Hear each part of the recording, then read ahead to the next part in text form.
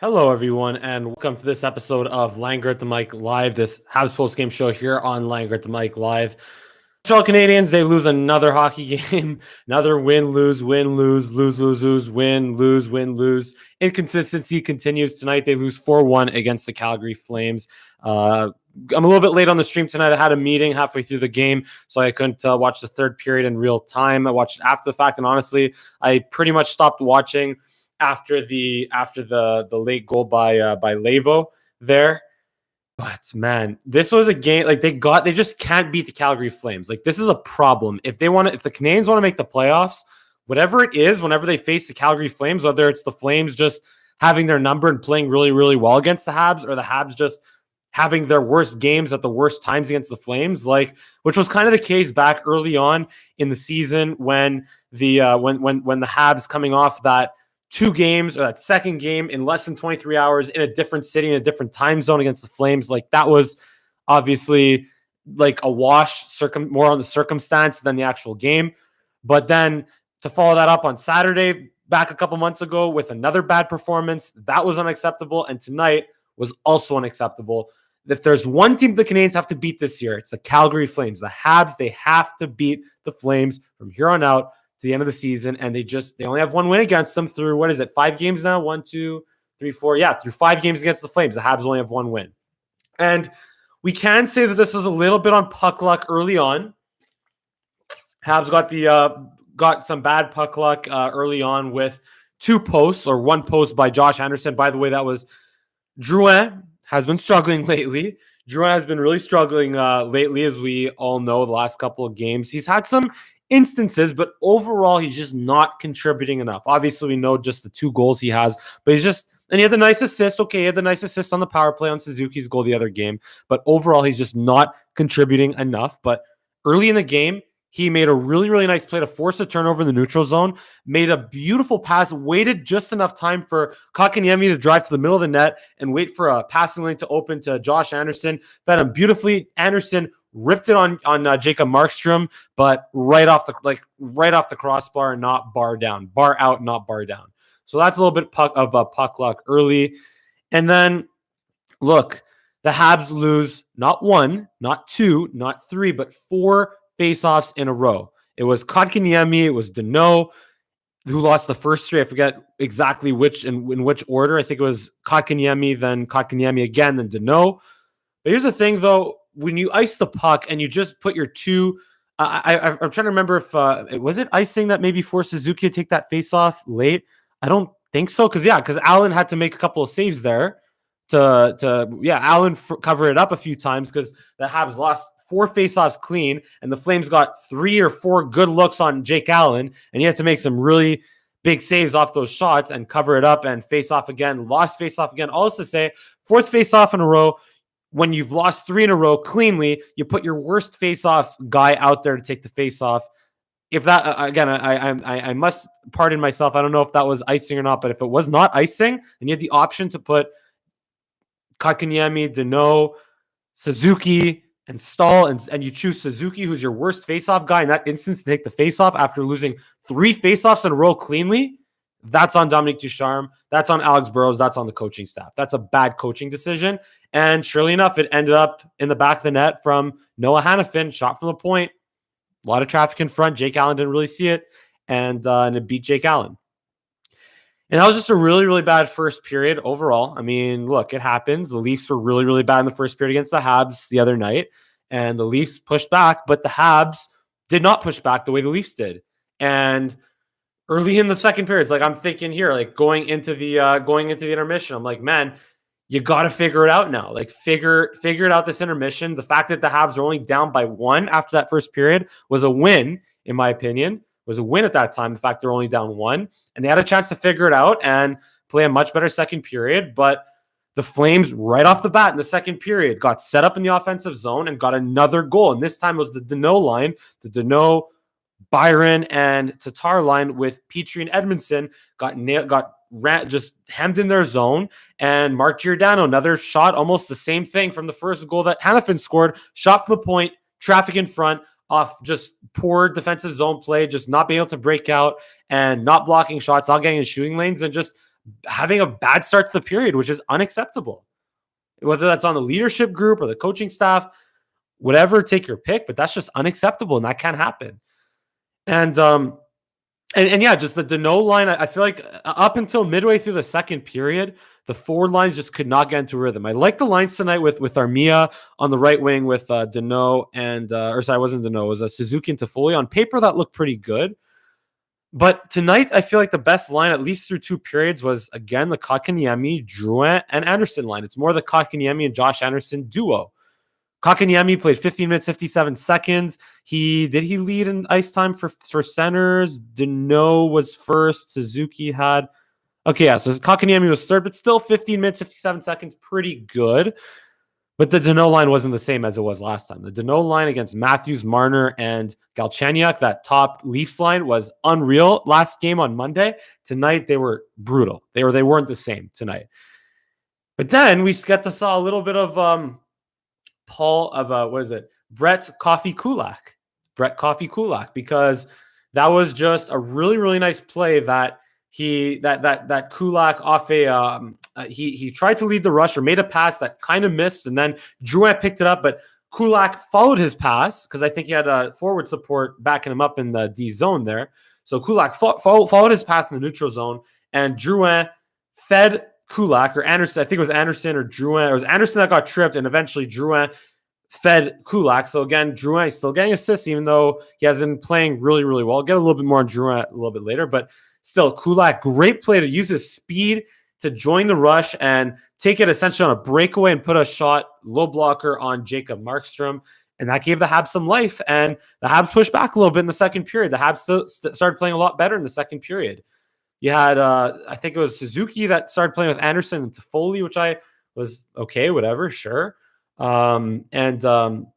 There was Jake Allen had to make a really nice glove save because I think it was between Romanov, Kulak, and Willette, or some, I forget who was changing in that second period on that sequence there, but he had to make a really nice glove save to correct that. It was a bad change that led to an odd man situation for the Flames. And of course, we'll get to that a little bit. We're going to play the times that Cole Caulfield would have scored game again. We'll do that coming up. Yeah, and then the power play tonight, man. The Habs got their power play goal last time against the Leafs on Monday. 0 for 2 tonight.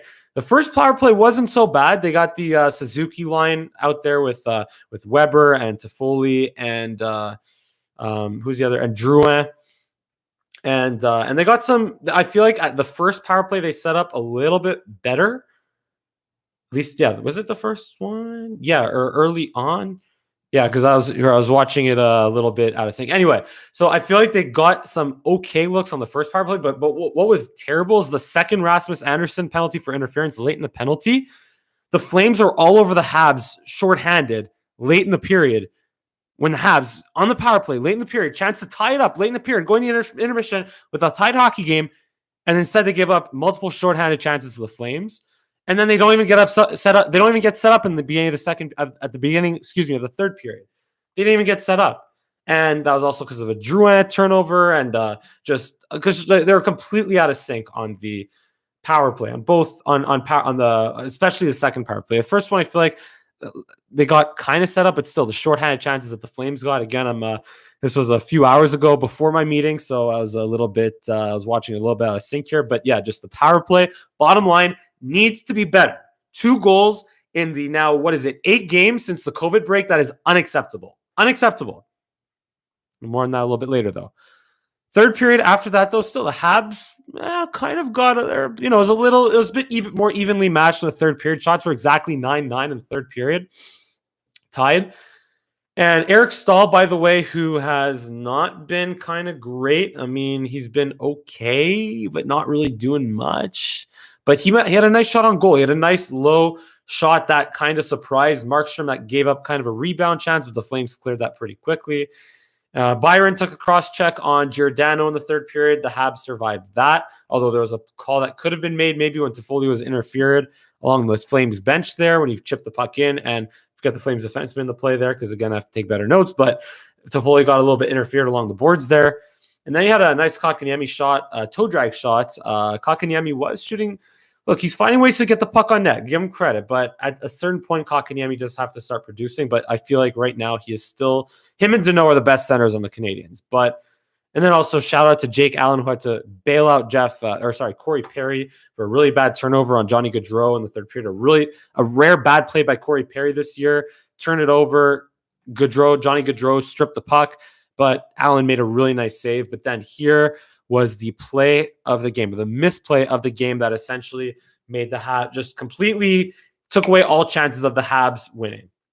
Although you could say when Anderson hit the post, if that Anderson shot early in the first period was a goal, then this could have been an entirely different hockey game, of course. But this play here was Shea Weber, who we all know how much he's struggling. We all know that he's not what he used to be.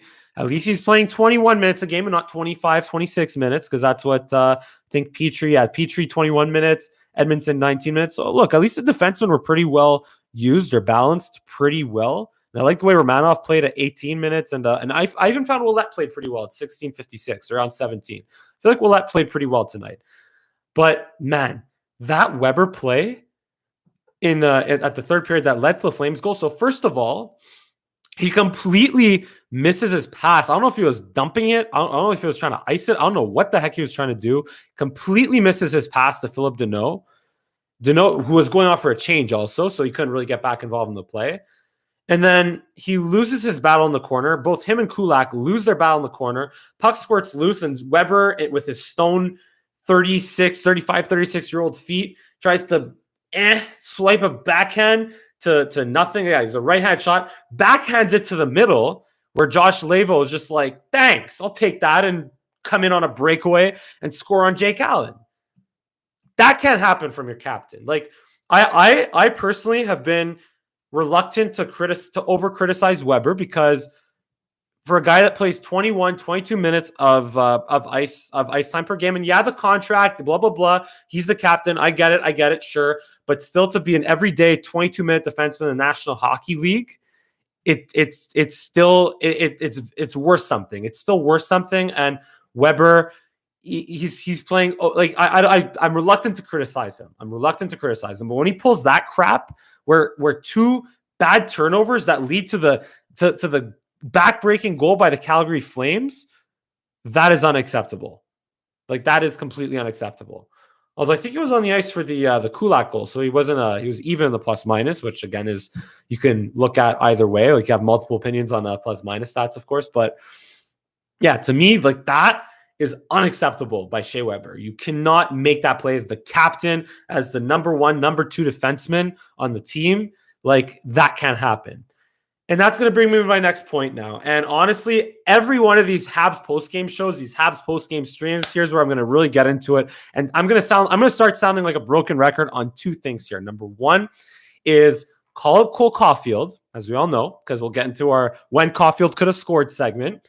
And number two is load manage the defenseman.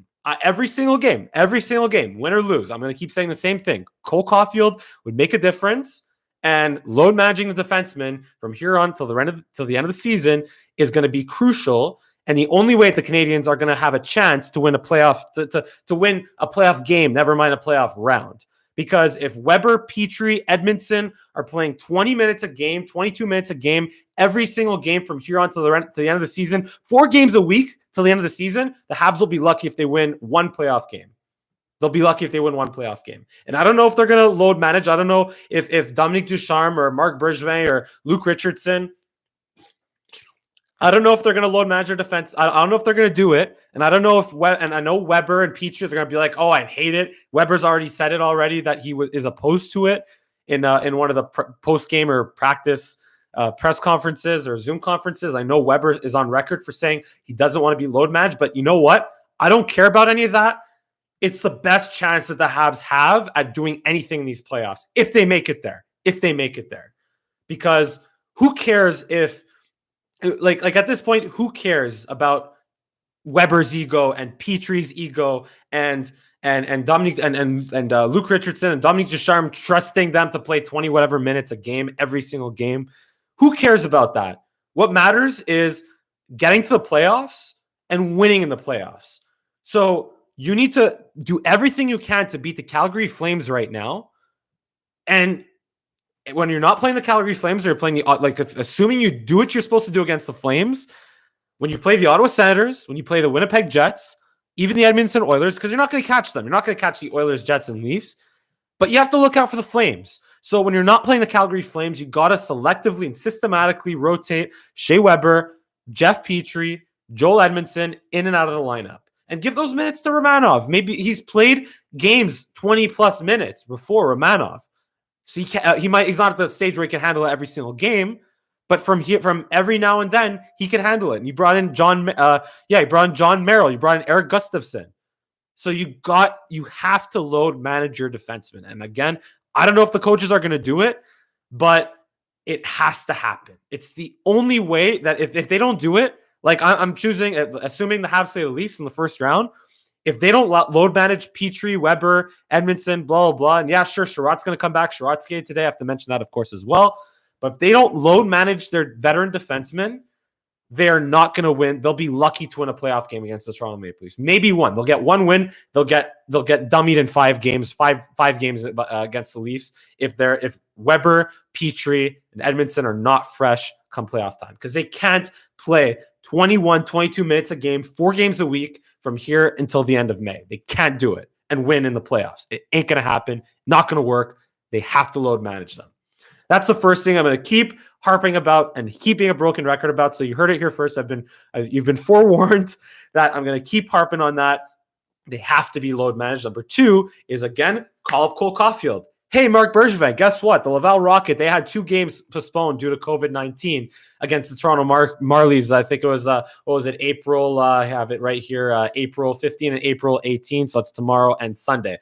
Both of those games got postponed because of COVID. So the Laval Rocket could very well not play another hockey game until April 29, and we are April 14 today. So let me ask you, Marc Bergevin, do you want Cole Caulfield, who just had to deal with a 7-day quarantine before getting into a practice with the Laval Rocket? Do you want Cole Caulfield just kind of picking his nose and practicing with the Rocket for the next 3 weeks and doing nothing? Or do you want him playing hockey games? And do you want him helping the Montreal Canadiens win hockey games, particularly against the Calgary Flames? You have it has to happen. It has to happen. Call up Cole Caulfield already, because let's get into it now. Let's play the game. Times that Cole Caulfield would have scored. So in the first period, 3-on-2, and Weber. Okay, fine. Weber from his defense position, sure, but it was a 3-on-2 led by I think it was Kotkaniemi. Again, I have to take better notes here. I'm doing this off the top of my head a little bit sometimes, but it was a 3-on-2, and I know that Weber was the 4th guy joining the rush, which was good by Weber, but Weber doesn't have Cole Caulfield's wrist shot, snap shot, whatever. Sure, Weber has his 110-mile-an-hour slap shot that never hits the net and hurts people, and okay, maybe sometimes scores, sure, but he doesn't have Cole Caulfield's wrist shot, snap shot, and release, and quick release. So if Cole Caulfield's in that position where he catches a puck, high slot, and gets a clear look on net, that puck's going in. That puck's either, or if it's not going in, the goalie, because he's confused by his release, giving up a bad rebound. And also there's a video of Cole Caulfield in practice the other day, the Laval Rocket practice, slow motion video of him just in a flow drill, but it just shows you how well he disguises his release, because even in slow motion, right-handed shot coming in practice in a flow drill, I think it was Michael McNiven in net, whoever it was. But anyway, even in slow motion, it looks like the way he's shooting the puck is going high glove or high blocker, but it ends up going low glove. And the only reason why I think did it go in? I don't remember if it went in or not, but the only reason that if it was Michael McNiven in net, the only reason why he stopped it is because it hit him. But he had no idea that it was going low glove, because that's what Cole Caulfield, that's the way he shoots the puck, disguises his release. And it's the same way that he scored his second goal in his debut there against Joseph Woll. I keep remembering that name because it's the best goalie name ever, Joseph Woll, the goalie for the Toronto Marlies there. But that's the way he scored that goal, because the first one that Joseph Woll stopped was simply because Joseph Woll got in the way, but he was not able to read the release of Cole Caulfield's shot, so he gave up a bad rebound, and Cole Caulfield was ready for it and buried it. So Cole Caulfield, if he's in Weber's position there, high slot, good look on net, he buries that goal. That's number 1. Number 2, Yoel Armia in the second period, he gets a he gets a pass on his strong side, or his one-time side in the slot. But what happens? He catches it, looks, waits, shoots, up too late. Flames defenseman blocks it. Cole Caulfield's there. He's getting that to the net quickly. Okay, maybe it's a little bit of a tougher play. I will say that was a little bit of a tougher play, but if Cole Caulfield's one timing that shot, that's going in. The Flames defenseman's not blocking that. Because what Caulfield, I will say, if he has one thing he might have to adjust on is if he doesn't shoot quick enough. Like if he realizes that defensemen cover shooting lanes in the AHL faster than they do in the AHL and in college, then that could be tough for him, sure. But still, if he one times that from that low slot position, that's a goal or a prime scoring opportunity. But Armia caught it, waited, defenseman got in the shooting lane, too late, blocked shot. And then Tatar. There was Thomas Tatar in the second period as well, where, again, on Tatar's left side, so it sure would have been Cole Caulfield's off wing, but it was a clear shooting look and put it low blocker. I think it was an instance of him waiting just a little too long, put it low blocker on Jacob Markstrom, and Jacob Markstrom stopped it pretty easily. Because Tatar, when he snipes it, like Tatar has an accurate shot, but it's not a quick shot. And when Tatar, he's capable of sniping it. He's capable of going high glove, bar down, whatever, like scoring nice goals. He's capable of it, but it's not as natural to him. Like his shot has to be perfectly accurate for it to beat a goaltender because he doesn't have that same quick release that Caulfield has. So if Cole Caulfield's in that position, that is a goal or a prime scoring chance. So those are 3 instances that I counted in this game tonight where Cole Caulfield would have made a very big difference. And yeah, man, look, Habs play the Flames again on Friday. And do they play the Flames again on Saturday? Is that the schedule? Is that how it is? I think so. Anyway, they play the Flames again on Friday, and the Habs, they have to figure out how to beat the Calgary Flames. They have to figure it out, whatever it is, whether it's I don't know if it's the Flames. It looks like it's the Flames just having their best games, the Habs having their worst games at those times whenever they play each other. But the Flames also, they freaking played the Leafs last night. They played the Leafs last night. They're playing the second game in a back-to-back. Markstrom's playing his second game in a back-to-back. Gives up only 1 goal on what was it, like 20-something shots, 26 saves on 27 shots in his second game in a back-to-back. Whereas the Habs gave up 30 or 33. Jake Allen had to make 30 saves. Like, that is unacceptable. Habs got to find a way to beat the Flames, and they got to figure it out and beat the Flames on Friday. And that's all we got here. It's late at night. And yeah, I've been going at it for quite a while here. So that's all we have here on this Langer at the Mike postgame show. As usual, give me a big thumbs up, subscribe to my channel, and also leave a comment on what your biggest takeaway from the game was, what your biggest concern is, whether it's Weber, whether it's Drouin, whether it's the just not just sucking against the Flames in general. Leave a comment and give me a follow on Twitter, Instagram, and TikTok at Mike Langer for all 3. This has been a Habs postgame show here on Langer at the Mike. Thank you so much for watching. I look forward to see you again next time.